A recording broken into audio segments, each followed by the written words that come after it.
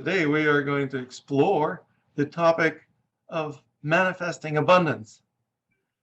I hope that you don't mind talking about abundance, because abundance is not always about what most people think.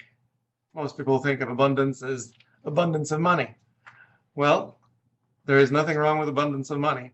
We definitely want to be able to experience that kind of abundance, but there are also other types of abundance that we may enjoy as well. Abundance of energy, abundance of friends, abundance of time, abundance of health. Who wouldn't want that, right? So we learn how to recognize the abundance and also feel that sometimes we may be too abundant and you have too much time on your hands. Sometimes it happens. I don't know if you can have too much health, but maybe you can have too much money. Money is one of those catalysts that can actually amplify certain idiosyncrasies. So if you have idiosyncrasies and they, for example, make you a more controlling person, well, if you have more money, you will actually be more controlling than compared to when you don't have much money. For example, if you have abundance of friends, well, when you have more money, you're more likely to have more friends because everybody wants to be a friend all of a sudden. But if you don't have a lot of money, does it mean that you should lose friends? Well, we learn how to make friendships based on the understanding of values. And the more of the common values we have with our friends, the less likely they are friends just because we have money. So in other words, we learn how to develop a different attitude towards a lot of things that essentially create a different experience of life. We literally create a different experience of how we connect with everything, with people, with money, with food, with time, because everything is energy. Everything. People are energy. They're energy beings having human experience. So are we. We are also energy beings. Money, well, that's definitely energy. It is nothing but a bunch of electrons running up and down the wires nowadays, when most of the transactions are not done with cash. They're done with just a card or PayPal or what have you. How about health? Is this energy? Yes, everyone is nodding their heads. Yes, health is energy, because without life force, you don't have much health. As a matter of fact, you probably are dead if you have no life force. So we have to pay attention to energy if we want to experience greater health. We have to pay attention to energy if we want to have better friends. We want to connect with friends at an energetic level and develop friendships based on much deeper connections, as opposed to just people want to be our friends because we have money. Now, we're going to dive deeper into it. But before we do that, I want to pass the microphone to Marcia, who is the person responsible for making the book Manifesting the Life of Your Dreams happen, that we've just produced and published. Thank you, Marcia, for being here, and thank you for tremendous help that you offered to me with this book. Oh, my pleasure. Our inside joke is that I get to be the official cat herder, so I'm enjoying being the cat herder for projects as well as people. It's a fun place to be. So in this topic of abundance, like many other areas in my life, what shows up first is a question. So I'm going to put it like this. I've noticed in my own life that I will have a vision, a wanting for something new. Like I want to have something new. I want to do something new. I want to be somebody new. And I get this good vision in my mind.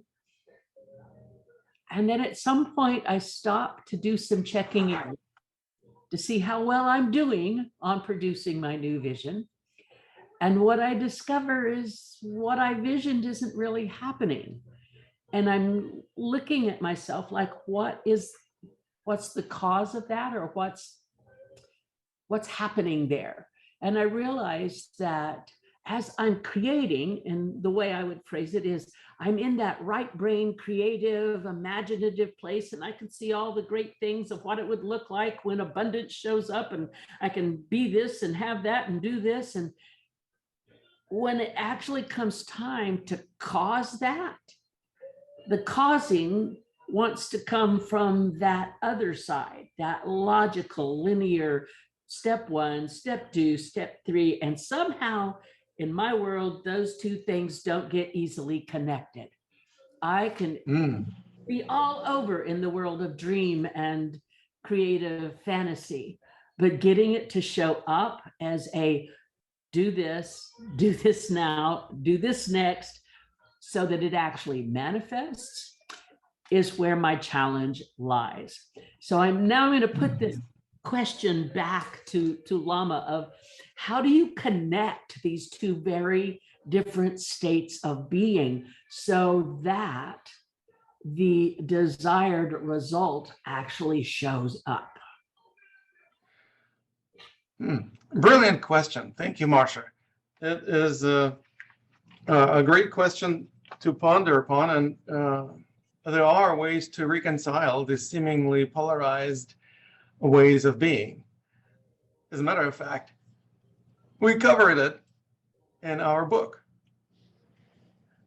This book called Manifesting the Life of Your Dreams.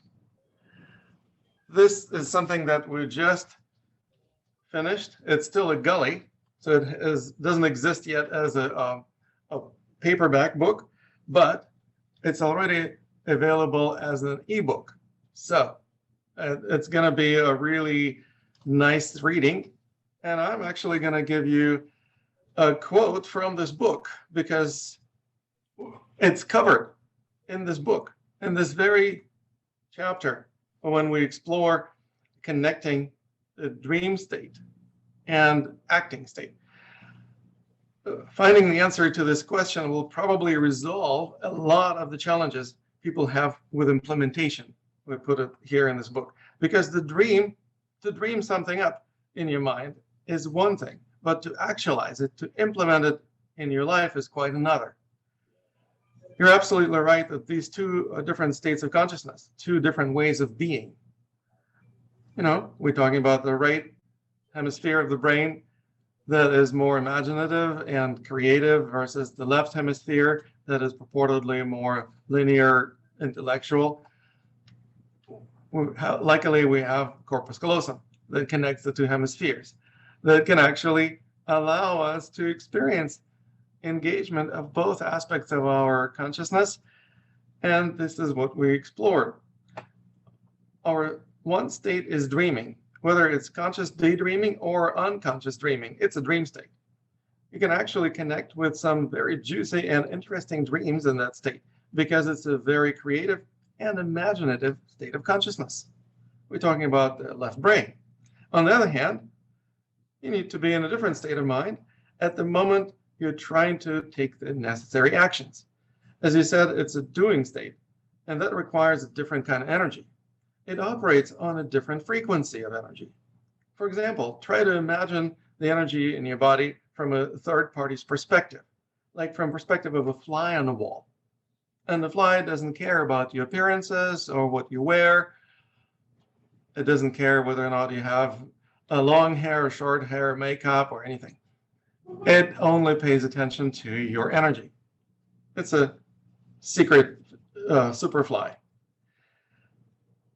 And since that would require being in a daydreaming state, you would need a daydreaming type of energy to experience this imagination.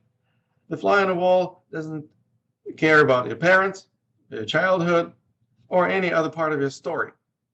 It only pays attention to the present nature of your energy. It may notice the color or texture or dynamics and movement of the energy, or its location in your body. So different types of energy, perhaps You may be familiar with the ideas of auras people have. They may have different colors or may have different qualities, density or intensity or brightness or what have you. And they may also be located in different areas in the body or around the body. And in order to manifest the vision, you need to engage a different type of energy associated with doing or implementation. Most likely, the energy associated with the doing state would be noticeably different from the energy associated with the daydreaming state. So you have to create a connection between these two seemingly different polarized ways of being. And that's exactly what we have a special dynamic meditation that we explore in the context of our meditation practices that I integrated into what I call manifesting coaching. So manifesting coaching is a type of coaching that's dedicated specifically to practice of manifesting. How do we connect this to energies? Well, imagine that the energy associated with the one hemisphere of the brain, for example, a daydreaming state of consciousness, is in the palm of one of your hands. Now, by way of contrast, imagine that the other hand is holding the energy associated with the energy of action, the energy of implementation of this dream. If these are two different energies, that means they may feel differently in their hands. So one hand may be feeling like it's moving upwards, the other one may be pulling you backwards or holding you back. Maybe one is lighter, maybe the other one is more dense. All of this essentially means that you just simply need to let these energies work out any discrepancies between them. Anything that is different between these two energies, they can work out between each other. It's like, imagine that they can communicate verbally or more likely non-verbally with each other. If they could share with each other whatever they know, whatever they would wish to express, or perhaps allow each other to share some wisdom. When they share with each other something that they perhaps didn't understand about each other, they begin to understand each other better. They also would begin to experience some degree of respect for each other. In other words, they're no longer going to be pulling in two completely different directions. They begin to collaborate. This collaboration is exactly what leads to creation of the unified energy field.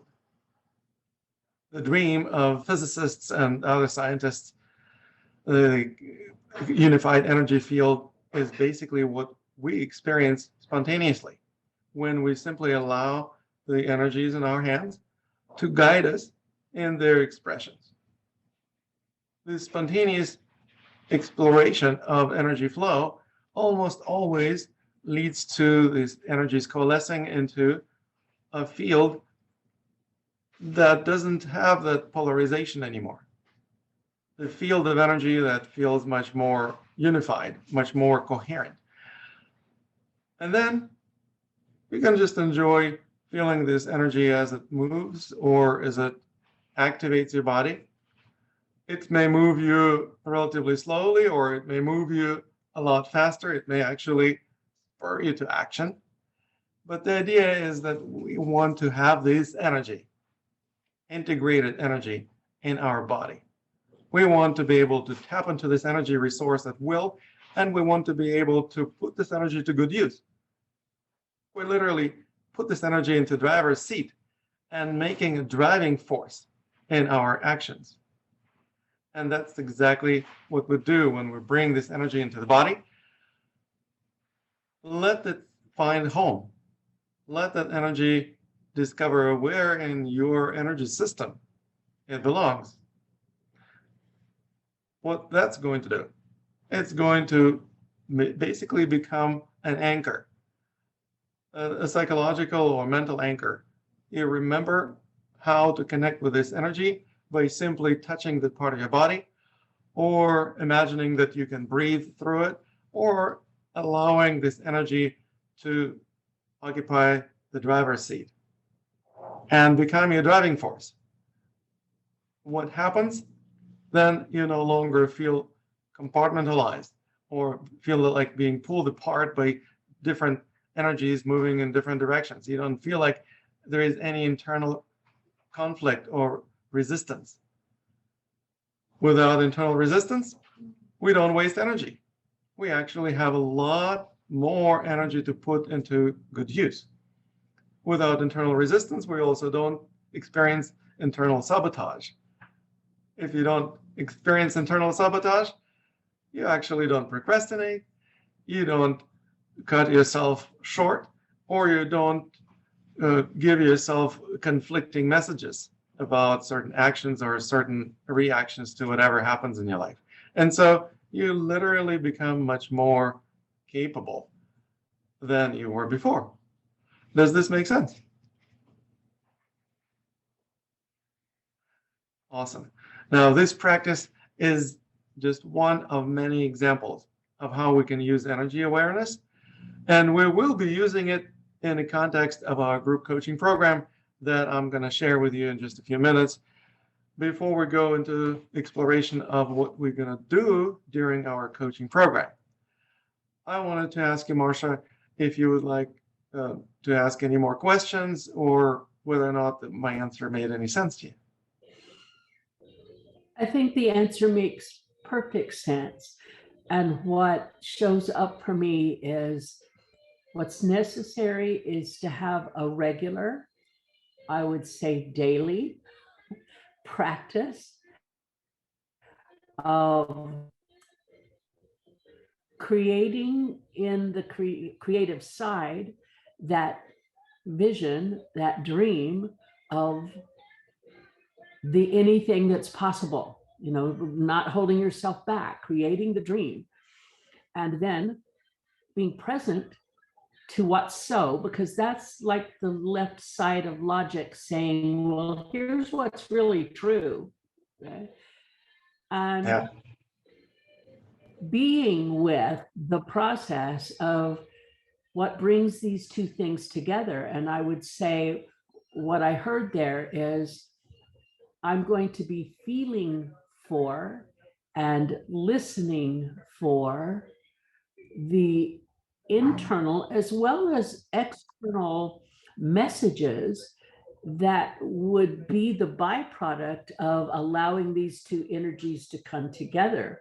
Like literally the mind saying, okay, you have a lovely calendar on your desk, put it in the calendar.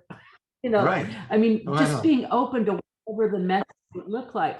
But number one, not just knowing there is a practice, practicing the practice, having a place in everyday's life where you take the time to say, what is my amazing dream and what's so right now? And let me have the process that brings them together. So, yeah, if you have a lot of discrepancy between what's happening right now in your life and what you dream of, well, that is also another good example of how you would be able to use exactly the same practice of integrating these energies into unified energy field. This practice actually will give you an ability to create a strategic game plan. Strategic meaning it's long term. It may be a year long or several years, but then you break it into smaller and smaller steps in such a way that you actually don't feel confused what to do today, what to do tomorrow, what to do next week, what to do next month. It actually gives you a real clear game plan of what to do. What most people don't have is exactly that clarity. That clarity is something that becomes a result of removing confusion. A lot of people have confusion, not a lot of people have clarity. How do we remove confusion? We become really clear about our values, those things that are important to us. When people are confused about values, they cannot make up their minds. They are doing things that are not important and forget to do things that are really important. Oftentimes, when a person is confused, they will also simply feel like they don't have the knowledge what to do. What we want to do is create clarity. The way we achieve that is really simple. We work with our values. We do something that most people never do in their lives. Most people never reevaluate their values, never consider which of my values are really important and which of my values are not really that important. In other words, we create a new priority list of our values. We make it so that they're not conflicting with each other anymore. Instead, they start making sense. And those values that are of top priority obviously deserve most attention. So clarity comes from clarity of purpose. When we act in alignment with our higher priority values, we feel like we're acting on purpose. We acting with the highest level of meaningfulness and mindfulness. Mindfulness is a big buzzword nowadays, but how do we embody it? Well, this is one of the ways to do it. We develop such a level of clarity of consciousness that it's easy to implement it. It's easy to walk the talk. I hope that it makes sense, Marsha. I would like to make a suggestion and then ask everybody else if they would join us. Do you guys have any questions or any comments about how to manifest abundance, what abundance is, and why we want to have abundance? I know I didn't really go much into it, so perhaps this is going to be a perfect opportunity to also explore the subject. It's a question that we often don't ask ourselves, or don't ask ourselves with the seriousness to really develop an answer beyond the first two words that pop into our heads, you know. And as I've looked, I realize that I value, and I've said this for a long time, but the meaning of it is deeper and deeper. I value integrity. And what integrity means to me is that who I say, what my words say I am, I honor that. I cause that. If I say I'm going to do something, I do it. If I say I'm going to make something happen, I make it happen. If I say I'm not going to do something, then I control myself so that I don't do it. Have I mastered this? No. Okay. But I know you're a rare woman who can do that. Congratulations. That element of integrity is a foundation on which anything else I'm creating in the world is going to get built. And so I'm asking the rest of you, if you have discovered, in maybe a word or two, a value that you hold, that you know you have solidly in place, or maybe needs attention, but this is the beginning of how we create abundance, is by exploring what are the values that you have.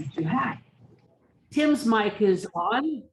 Tim, what values do you hold? What comes up? So I've been working on my values for some time now. Most recently, I took the Myers-Briggs personality assessment. It identified me as an INFP, which is a mediator personality type. And my values, according to this assessment, are compassion, commitment, curiosity, and idealistic. So my question for you is for us to proceed with identifying and clarifying our values. What methods would you suggest would be beneficial? Yeah, we're going to actually go over this process in our group coaching session, but the main principle is very simple. we exclude some values that are of lesser importance, and then continue the process of exclusion so that we eventually get fewer and fewer values identified. In other words, if you create a list of all of your values, for example, maybe a dozen values in there, okay? Which values would be at the top of the list of priorities?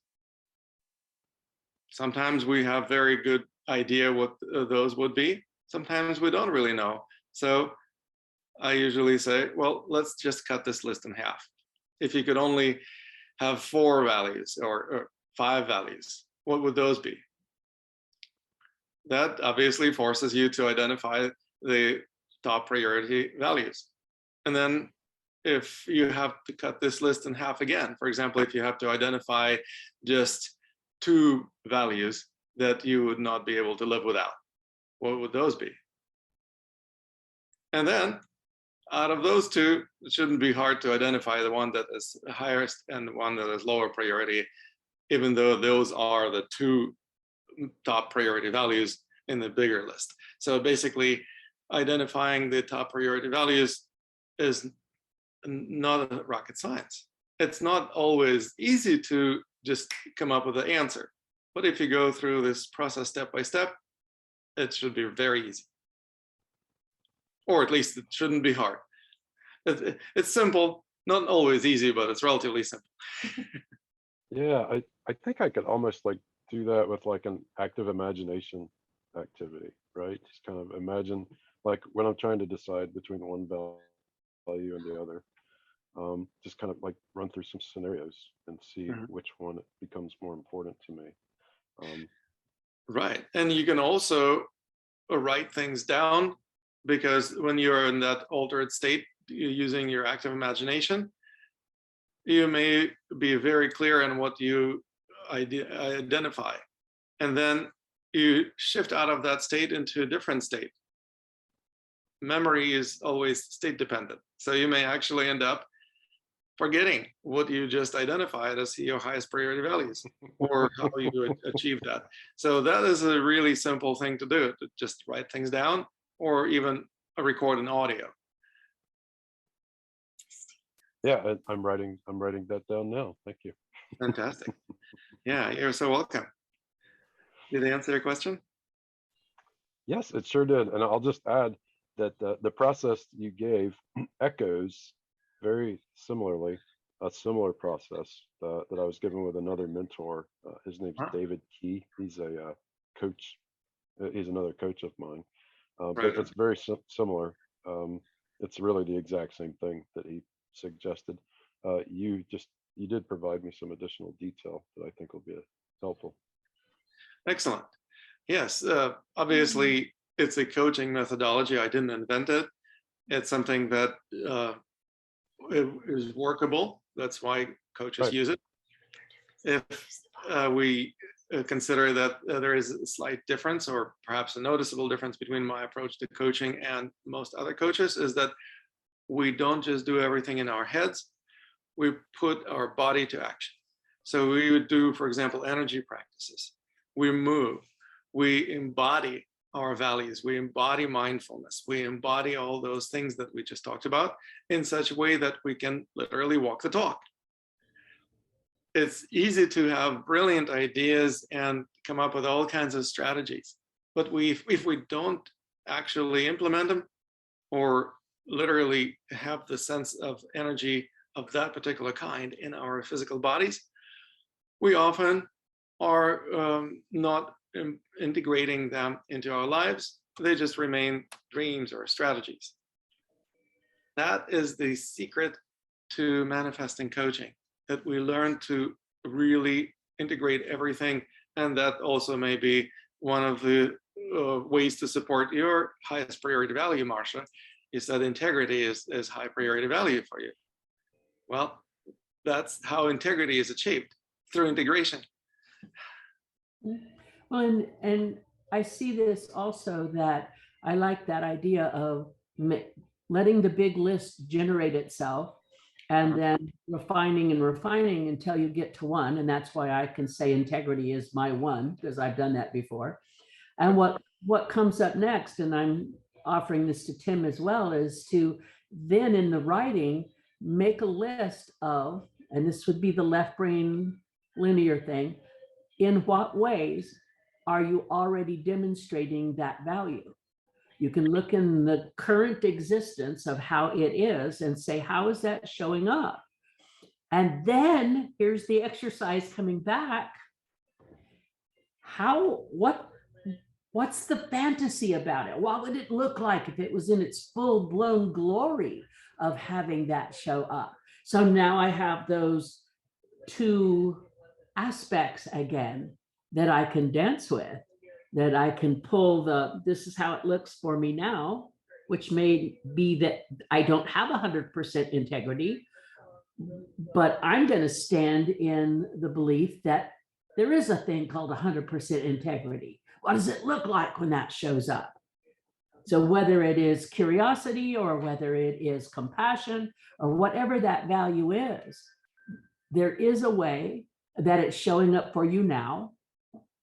And there is a way, full dream state, and you can still use that exercise to bring it inside. Thank you, Tim, for sharing that particular question, because it's obviously a very important question. And also, if anyone else has any other additional questions about how to identify values, how to connect with energy related to specific values, how to become more focused on what is really important to you, I'm happy to help you with that. I know that there are also a few of my students here calling in from Europe mostly. Hi, Anna. Good to see you here. Hi, Denise. Per. A few other folks who are joining us from other parts of the world.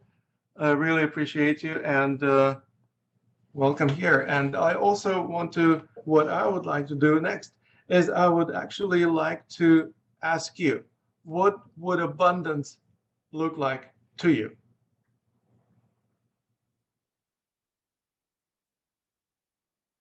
I see some animated discussion going on in Denmark. So, Anita, perhaps you guys can unmute yourself and share with us in English what the abundance would look like to you. Yes, we were talking about that abundance can be many things, actually. Yeah. I think for me, abundance is, for example, if I really understand my own dream and that I feel my surroundings and my friends and myself is supporting that dream. Then I feel so much abundance in manifesting it that it almost feels like it becomes easy. It's a really, really beautiful exploration, or like a journey to really feel that everything goes together and helping want to manifest it. Yes. Fantastic. Yeah, it can be easy. It can feel easy, or at least it is simple. Not always what is simple is easy, but we can make it easier if we simply recognize that oftentimes it's us who's standing in our own way. If we move out of our own way, so to speak, or if we stop sabotaging ourselves, things become a lot easier. How do we sabotage ourselves?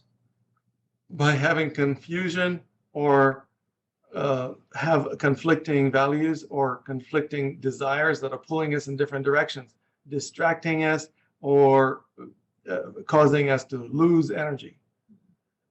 If we don't lose too much energy, we have a fair amount of energy to put to good use and actualize or manifest what our dreams are.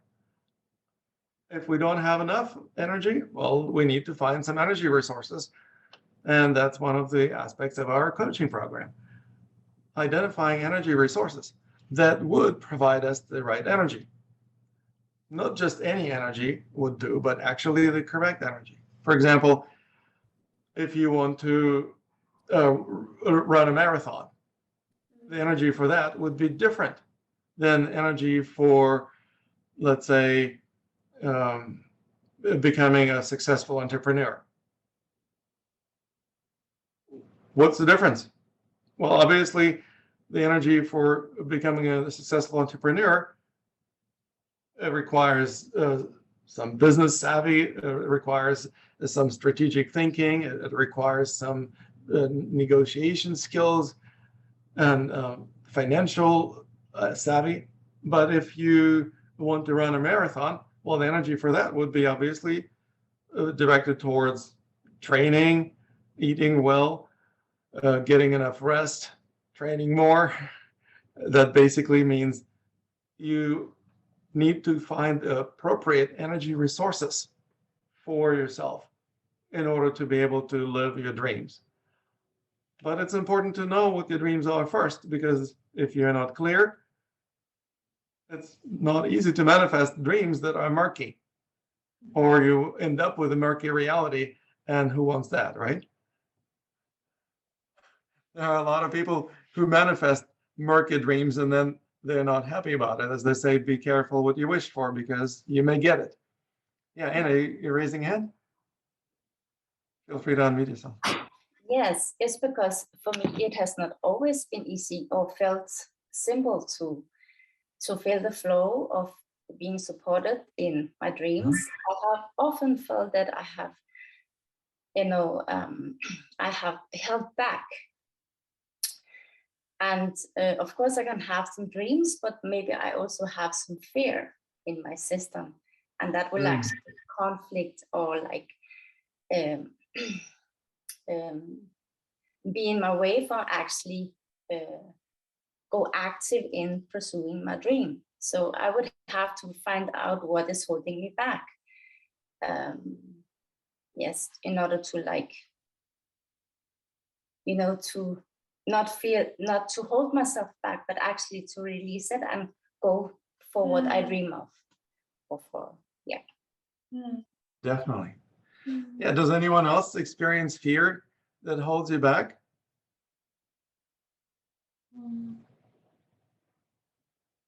Anyone? No one experiences any fear. Hi. Denise? Hi. Hi. I think actually I've experienced fear of my own power, so to speak. So I've held myself back from doing what my values tell me to do for many years, and I think it's getting different now. It's becoming easier by eliminating, the things that distract me, and but also going inward. Yeah, I've been struggling with Qidao to get started with this, and it's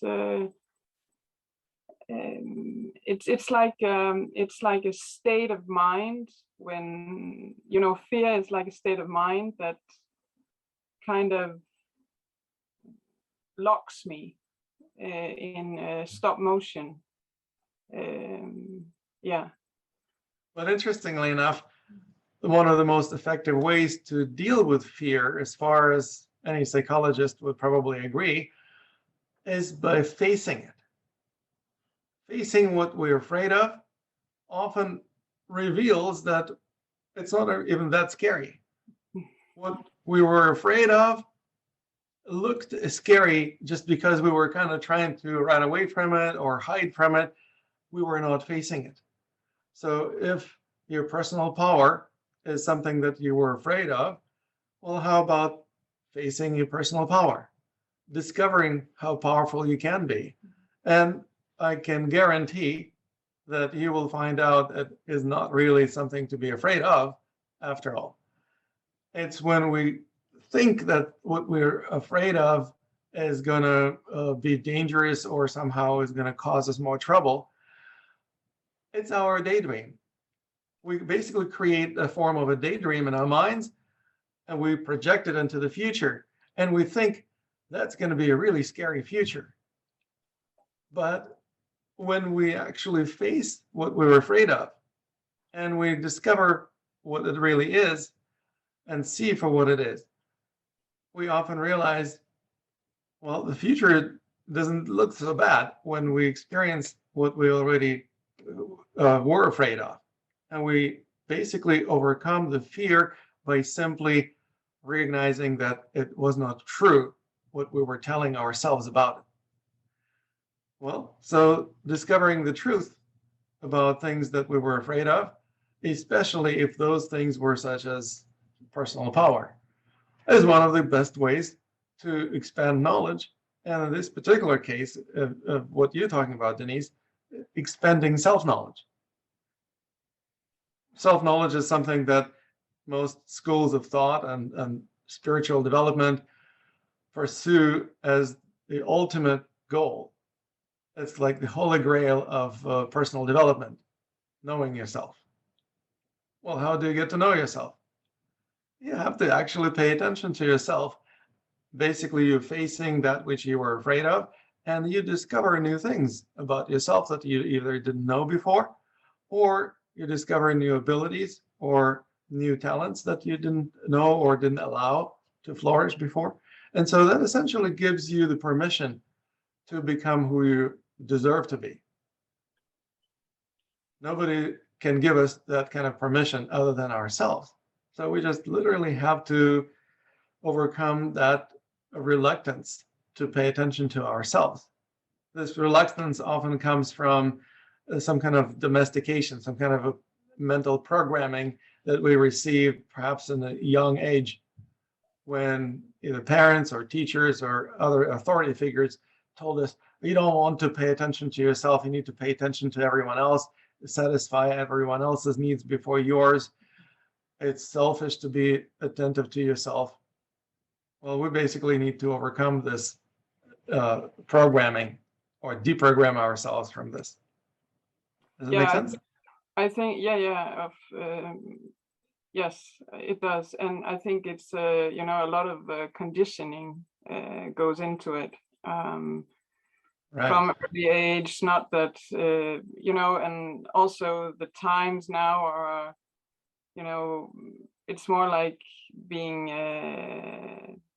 the flower that you are, all of us, and not all of that comparison.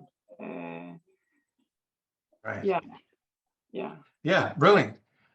You basically allow yourself to blossom, to flourish, and you can also discover that it's a lot more fun to live your life fully.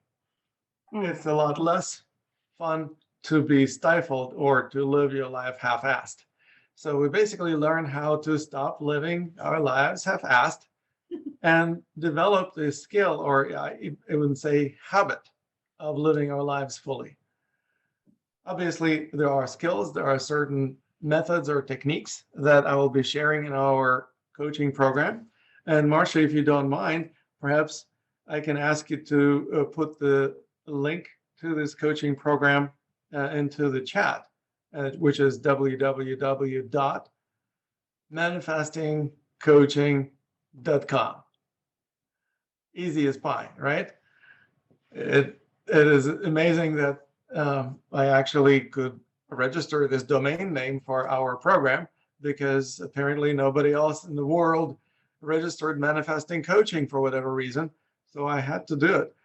And this is the program that's going to take you through the process of exploring what is really important to you, how to achieve that, how to break the process of achieving that into smaller increments, so that each and every step doesn't appear to be like a large leap that a lot of people think that should take. A lot of people that I know that often start receiving my coaching to begin with, they often have this tendency to think, I have to take a big leap to achieve something. And it's always scary and it's always difficult to leap because you need to take a running start and then you hope that you're going to land where you want to land. And also, you cannot control your trajectory. So you basically commit yourself and then you're leaping. And then when you land, you may realize, oh shit, I didn't mean to land here. I meant to land somewhere else. But that basically means that you don't have any ability to navigate from point A to point B. And what we learn is how to navigate, how to make this journey easier and also more flexible. So if necessary, if we run into some obstacles, we don't just bang the head against the wall. We maneuver around them. We flow like water would flow around the obstacles in its path. And then if you ask this water, so how did you overcome this obstacle that was in your path? What would water say? What obstacle? Oh, that thing, that boulder or this kind of thing that was in my way. It wasn't really an obstacle. It was a landmark telling me where the turning point was in my journey. So I turned and I flowed around. That's what we learn. We learn how to become flexible even in the process of manifesting big dreams, especially big dreams, because often it's not going to be just a direct path as a crow flies. We often have to take certain turns in our path, in our journey, from where we are to where we want to be. And this flexibility is also the reason why I say in our coaching modality, we do not set and strive to achieve goals. How can you coach anyone if they don't have any goals, right? Well, there is a better way to do it.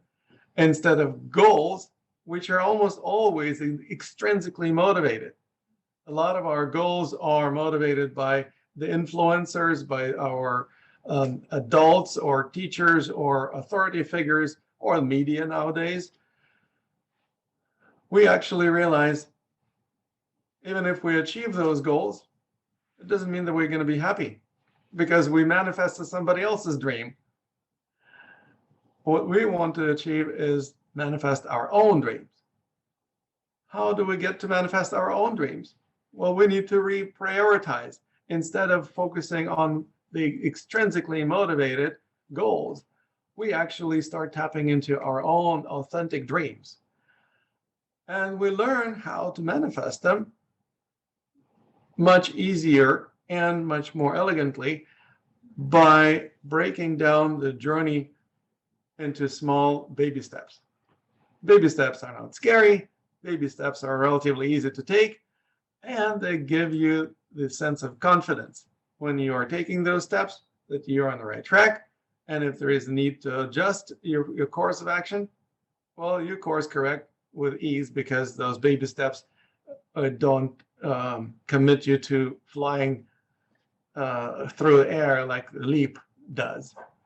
And so instead of leaping, we take little baby steps and we constantly adjust and assess. Well, is this taking me where I intend to go? How can I perhaps find even a better way to achieve what I set out to achieve? We basically look for feedback all the time. Some feedback may be positive, some may be negative.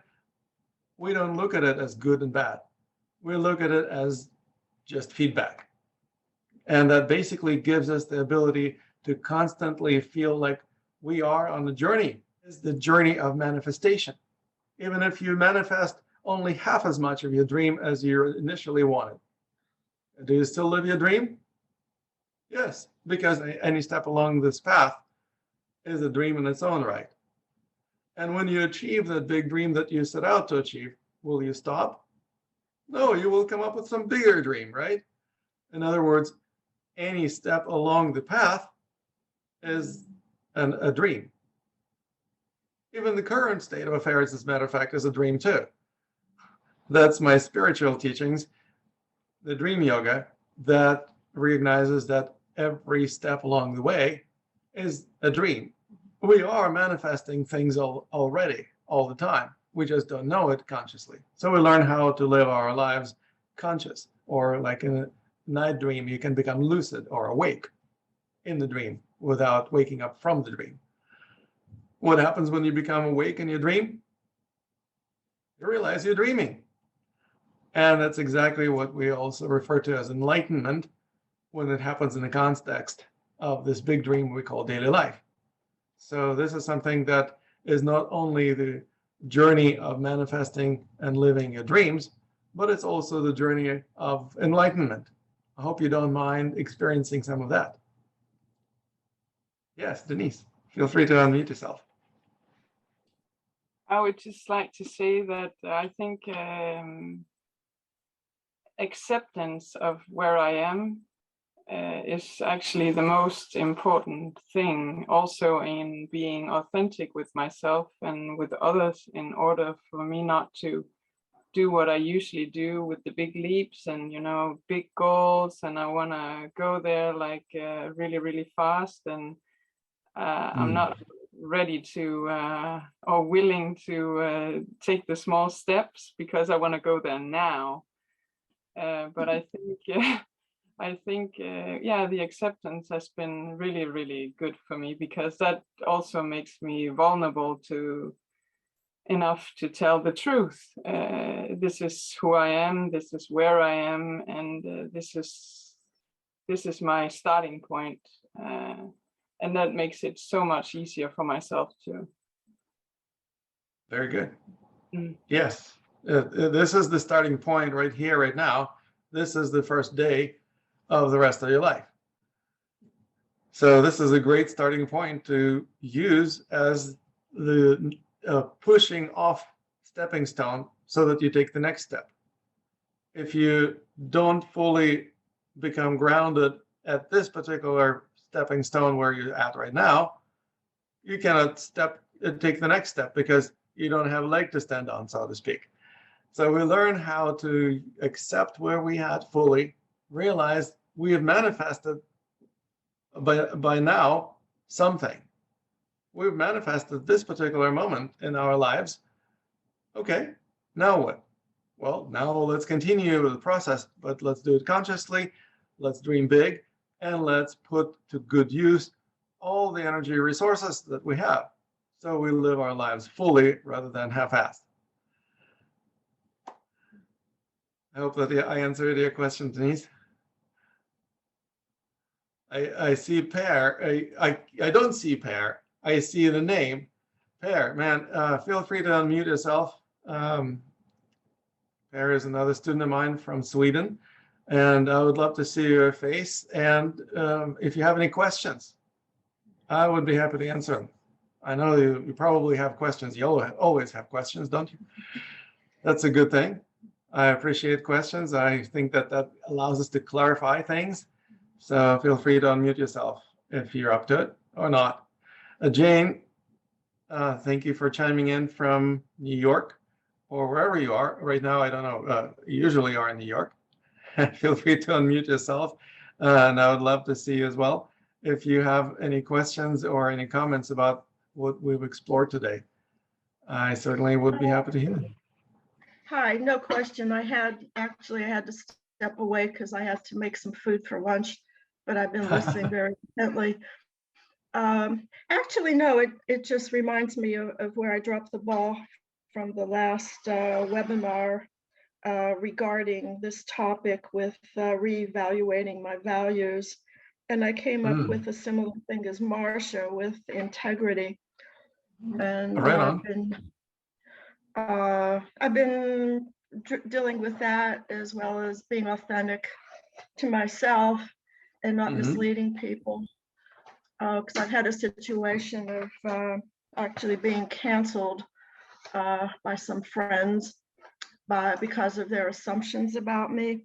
And I've been wondering, do I just let it go, or do I reach out to clarify? But they don't want to talk, so I'm left in this quandary. But no, I really I'm just eager to learn more and I'm kind of faded in the background now because I'm fooling around in the kitchen.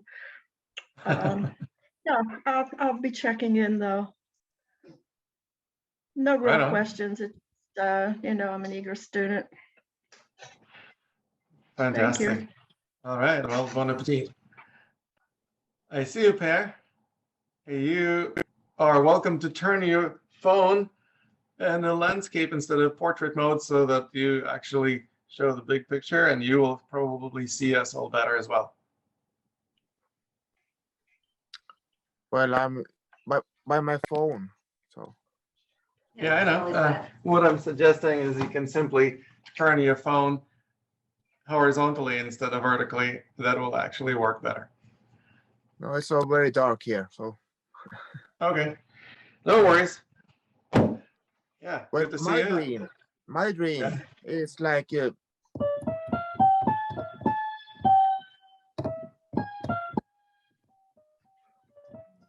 Greg. Right? So you're playing music. play piano, right? When you come to a certain point in this Qigong practice, and you have this Qi power with you. When you train for many years, your life Yes. starting becoming like a deja vu. Right? Like you recognize events that actually happens as have happened before. Like you when you open your minds, you remember stories that was exactly like what you're going through right now. Hmm. But then you're stuck in that motion. You know the ending, and that's frightening because you can't control it, because you see the end, you see the ending, the whole picture, and you want to change that, but you can't. Well, you And that, can, in order to change the when the you get afraid, then you get stuck with it. You don't know. You want somebody else to just like hold you and give you support and change, tell you go the other way. You're looking for someone to, but there's absolutely no one who sees this event that you see yourself. hmm And then you get afraid and frightened, and then when you are frightened, you are stuck. Exactly. That is very good point, Per. Marcia, do you want to unmute yourself and answer what Per just said? Yes, I love this exploration of how fear stops us. My suggestion would be to first notice, what do you really mean by fear? I'm afraid. How does that show up in reality? Is it a physical sensation? I'm just going to run through these thoughts like there's answers here, but if it's a physical sensation that you're feeling and you look right at, you really stop to be present to that physical sensation.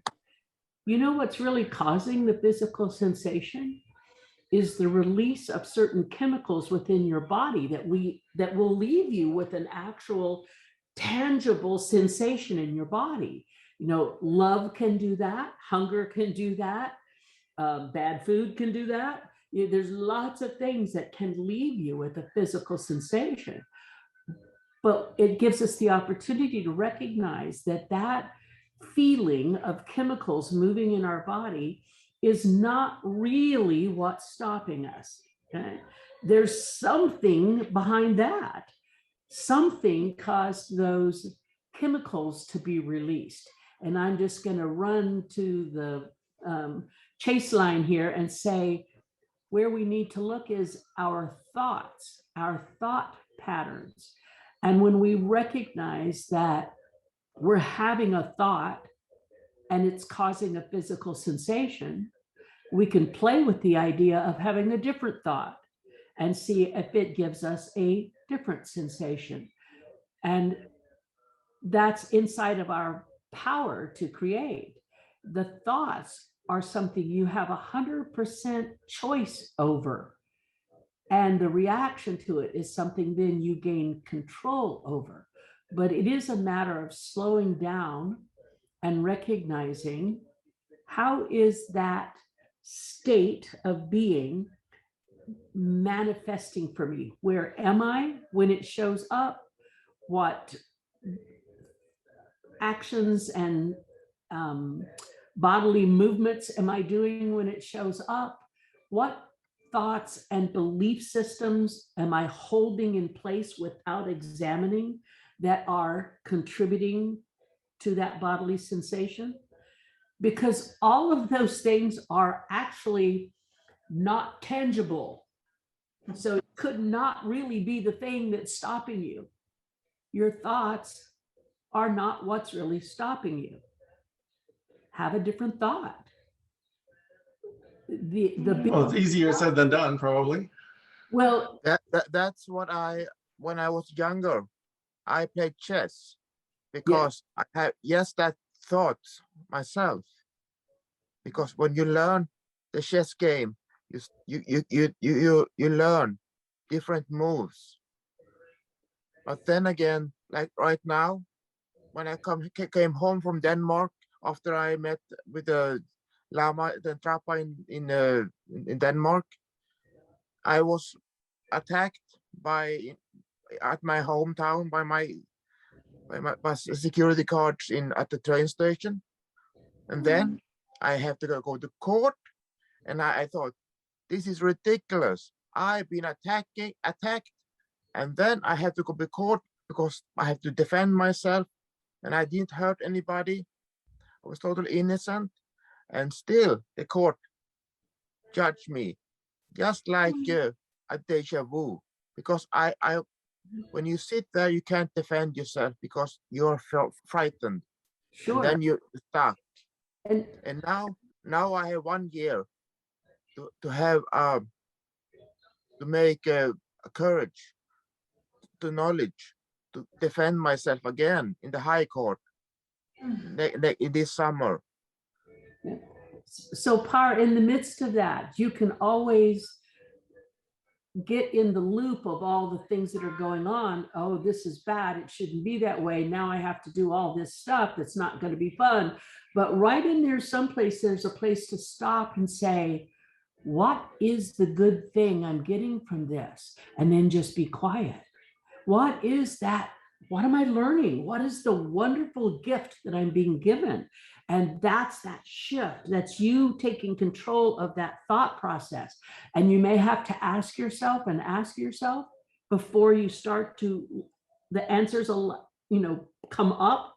And I would say above all, this is the gift of being a part of a coaching group, because often in the coaching group, the coach or the other participants will ask you the question that we don't want to ask ourselves. And if they're good coaches, they won't let you off the hook until you've done the work. So I'm just leaving you with this one question, which is, what is the good that is embedded in this experience that you're having? Look for that, because it's there. I will have to go to these hearings and these jails, this sentence, and that will definitely break me down, because it's very ugly place. And if I have to stay there for 1 year, I will be down broken. My spirit will be gone. That's frightening. And when you got that frightening thought in your mind, you're going there, because where your thought leads, what did you used to say, Lama? Where your mind goes, there your key follows. Yes, the energy flows. Yeah, and believe me, this is not the worst things that could happen to you, even though it sounds really crappy. What I'm saying is that when you create a mental image, my spirit is going to get broken because I'm going to spend time in jail. I'm going to be incarcerated for doing nothing wrong. Well, the injustice happens in the justice system. That's probably why it should be called injustice system, right? But what I'm trying to say is that it happened to many people. And like one of my old students was actually accused of doing something wrong and sent to federal prison for 3.5 years.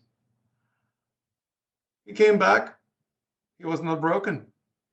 He is still practicing Qigong. He is still a very smart and compassionate person. He did not become a criminal as a result of being in prison for 3.5 years.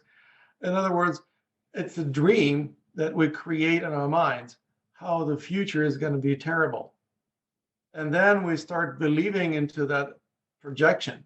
And then we start being afraid of that image that we created. But we are the ones that are creating our own image. Somebody else may have different image. Is it going to be a pleasant image? Not necessarily. Nobody goes to prison because it's such a pleasant place.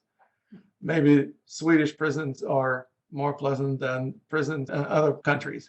But the idea is that you can also create a different dream, that this is going to make me a tough motherfucker. I'm going to kick anyone's ass. Who else tries to attack me at the train station? I'm just going to pummel them, and they're not going to complain, and they're not going to arrest me, and they're not. I'm just kidding. I mean, you can imagine what would happen if a guard attacked me. Right. It would not go well. And so, and trust me, many people try to attack me in the past. They don't do it anymore, but there were plenty of times in my life when I was under attack. And one time I actually got kidnapped. It was not a pleasant experience. Getting kidnapped and spending some time in a little root cellar where you cannot even stand up straight is not fun. But do I look at it and dread that experience and wish it never happened in my life? No. I look at it as a profound learning opportunity. I learned something from that experience that perhaps I wouldn't have learned in my life otherwise. So in a sense, I've become grateful for having that experience in my life, even though it was as tough as it gets.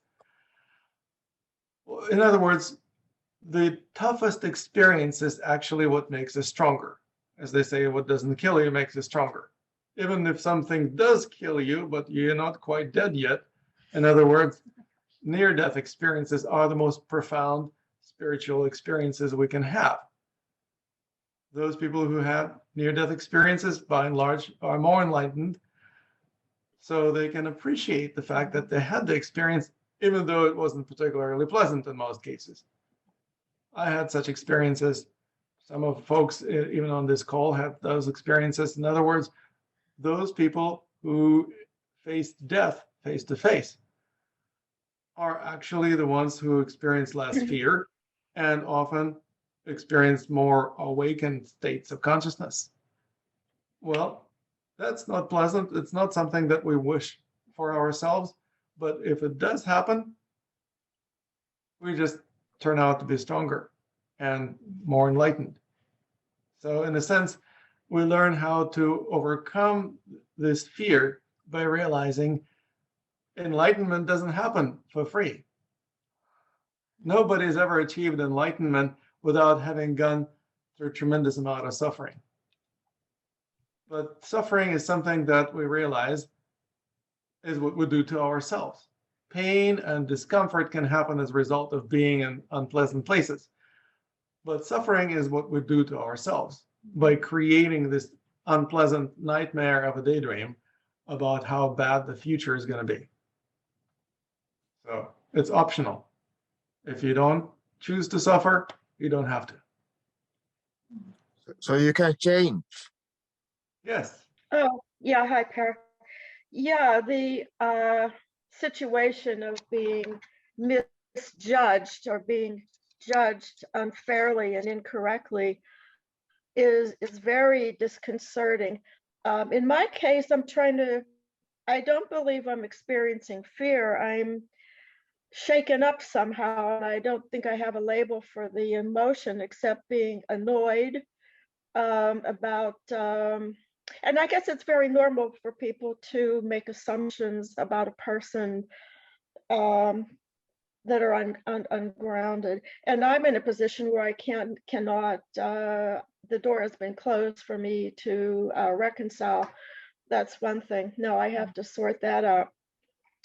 Another thing about the dream, I am accustomed to walking, we'll say shamanically walking between the worlds and still being rooted in and grounded in this world. And I am having, my near-death, I'll call it my near-death experience. It was not a bona fide one, but it was creeping very close. And since that happened, I have found more very peculiar synchronicities happening, that another world of approaching enlightenment at moments, because I think enlightenment comes in snatches. You know, you have moments when you got it and you're in the flow and everything is just awesome and cool. But my near-death experience seemed to have opened some sort, pulled back a veil, opened up some new windows of experience. And I believe that's good. And now I'm finding I'm having a bleed through of what are my night dreams and what is happening in my waking life. And right now, honestly, I am not sure where the experience came from. Was I in a dream state in this life? I mean, not my life, in this moment, and something came through from another aspect of my reality. And right now I have a bit of a quandary, because just an image, you know, did I dream that? And but it's real, you know, and it either came from a dream state or it's grounded in everyday reality. So I mean, this kind of stuff fascinates me, and I live for the metaphysical awakenings. Well, anyway, I just thought I'd throw that in. But again, being misjudged and so harshly and unfairly, it's very disturbing, and I suspect it's very human to feel upset. And how you label that upset, I suppose, is part of how you handle it. Is it fear? For me, it's not fear. It's a weird thing. Since that near NDE, I could say I'm virtually fearless. I mean, I'm not going to walk into a fire and get burned. And if I see creepy guys in the subway, I'll change cars. You know, that sort of thing is common sense. But, you know, I think some fear is for self-preservation. But generally, you know, I'm one of those goofy ones who'll step into the unknown and just knock on the door and see what's there. So anyway, Very cool. My little tidbit. Thank you, Jane. I Thank see you. Nancy is raising a hand right behind me. Please go ahead, speak up. So witnessing, right, unfair judgment. Whenever I've been there, I find myself dancing between the energies, like harmonizing the polarities, right? For those of you that have studied Qigong enough to know that practice, between powerlessness and my own power. Once I strip away the anger and I strip away that it's not fair and I strip away all that, that's usually what I end up with, is this powerless feeling, which then is and then when I have on my own harmonized powerlessness with powerfulness, it's interesting what has shown up for me, words and emotions and physical states that couldn't have shown up if I wouldn't have done that for myself. And sometimes in the end, powerlessness was partially surrendering to the unknown, coupled with powerfulness of being fully aware of the dreaming nature of the people or system that I'm feeling judged by, and my own dreaming nature of dreaming this experience up in my life to grow something in me that apparently needed that to grow. And it's not even about if it's not true or is true, it's about I'm choosing to be curious enough to be in this state of consciousness, to harmonize powerfulness and powerlessness in being judged. And then I usually will also reread the 4 agreements, right? It's Don Miguel Ruiz. Yeah. And one of the 4 very simple agreements, which I have in a frame that I read every day because they're hard, but one of the 4 ones is to take nothing personally. And it's really hard to not take something personally when it feels so personal, like it's your personal life, right? It's your person. But to not take anything personally, and to remember, again, the dreaming nature of all things around you as projections from themselves onto you, including our injustice system. Awesome. Yeah, Marcia, feel free to unmute yourself. So, I want to be sure that since you've been so willing and to be vulnerable here and share yourself with us, that we don't leave you in that state. We may not resolve it in this call because there's just so much time for this call, but the whole purpose of us having these clinics and creating an opportunity for people to ask questions and put themselves forward is so that we have the opportunity to work through this very kind of issue. So if you want to share further, if you want to have an individual call, I would certainly be willing to do that. And I'm imagining that Lama would also be game. And I highly encourage you to continue with the whole coaching programs, because that's where you get to build the muscle. There is already in our advanced Qidao program, so I will take care of him as much as I can. Yeah, right on. And Stephanie raised a hand.